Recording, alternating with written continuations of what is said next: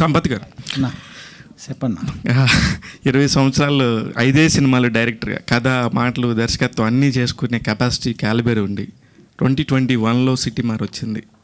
మళ్ళీ 5 years gap. ఇక్కడ ఏదో కొత్త పేరు కనబడుతుంది ఒక టైటిల్స్లోనే. క్రియేటెడ్ బై అనేది సంపత్ నంది అనేది పెట్టుకున్నారు. అక్కడ మీకు అన్ని పేర్లు ఉండే దగ్గర అది పెట్టుకోవటం అనేది అన్ని పేర్లు క్వశ్చన్ అర్థం కాదు. కథ, స్క్రీన్ ప్లే, దర్శకత్వం అనుకునే పెట్టుకునే దగ్గర only created by Sampath Nandi అని పెట్టుకున్నారు. లేదే, మీరు చూడలేదు అనుకుంటా. That's okay. 21 గుర్తు కూడా లేదు నాకు అది ఎప్పుడు వచ్చిందో. అంటే అంత మర్చిపోయాను దాన్ని.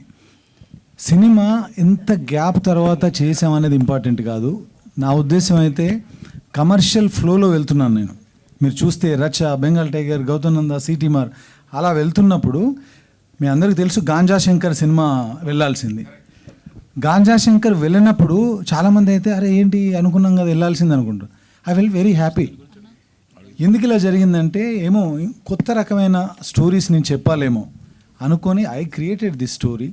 ఆ టైంలో నేను దానిలో బిజీగా ఉన్నాను కాబట్టి ఈ స్టోరీని నా ఫ్రెండ్ అయిన అశోక్తో డైరెక్ట్ చేపిద్దామని అనుకున్నాను. తర్వాత స్కేల్ పెరిగింది, దానిలో ఉన్నటువంటి కంటెంట్ పెరిగింది, విఎఫ్ఎక్స్ పెరిగింది, నేను సపోర్ట్ చేశాను. సంపత్ సో మనం మంచి సినిమా 5 ఏళ్లకు 2 ఏళ్లకు 3 ఏళ్ళకు అని ఏం లేదు. ఎప్పుడు వచ్చినా తెలుసు కదా పూరి సార్ డైలాగు. సంపత్ గారు ఇప్పుడు ఆ క్వశ్చన్కి కంటిన్యూషన్ అండి. చెప్పండి. అంటే చిన్న గ్యాప్ తర్వాత మీరు గాంజా శంకర్ అనౌన్స్మెంట్ గ్లిమ్స్ కూడా రిలీజ్ చేశారు. ఫస్ట్ ఐ అని మంచి హై ఇచ్చారు. ఆ క్యారెక్టరేషన్ కానీ ఆ లుక్ కానీ సాయిధరంతో కట్ చేస్తుంది. ఏమైంది ఇప్పుడు? ఏమైందండి, గాంజా శంకర్ టైటిల్ అది మార్చమని పోలీస్ డిపార్ట్మెంట్ నుంచి మాకు నోటీసులు వచ్చినాయి, నాకు, హీరోకి, ప్రొడ్యూసర్కి.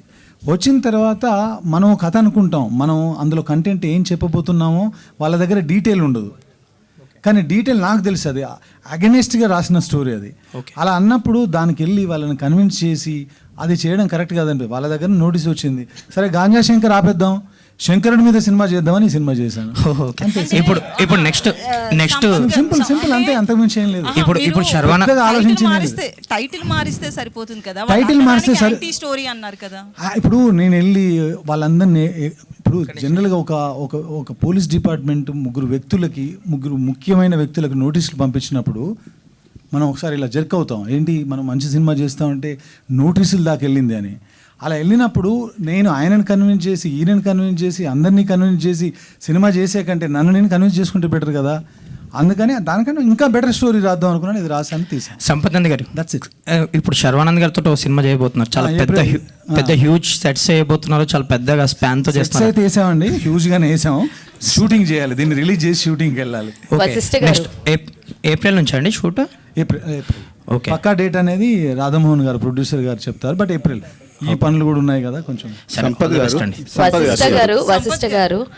గారు ఇది మీ సొంతూరులో జరిగిన ఒక రియల్ ఇన్సిడెంట్ అన్నారు కదా. అవునండి. ఇందులో ఫిక్షన్ ఎంత, వాస్తవం? సెకండ్ దానిలో సొంతూరులో ఫిక్షనేనండి, ఫిక్షనల్ కంప్లీట్గా. ఫస్ట్ పార్ట్లో రియల్ ఇన్సిడెంట్స్ ఉన్నాయి. ఓకే, అది ఎక్కడైతే ఎండ్ అయిందో అక్కడ నుంచి ఈ సినిమా స్టోరీ స్టార్ట్ అవుతుంది. ఓకే, అది ఎక్కడికి లీడ్ చేసింది, కథ ఎలా సుఖాంతం అయింది అనేది rest of the story. Okay, Tamannaah garu, so what are the toughest challenge faced for the Bhairavi character?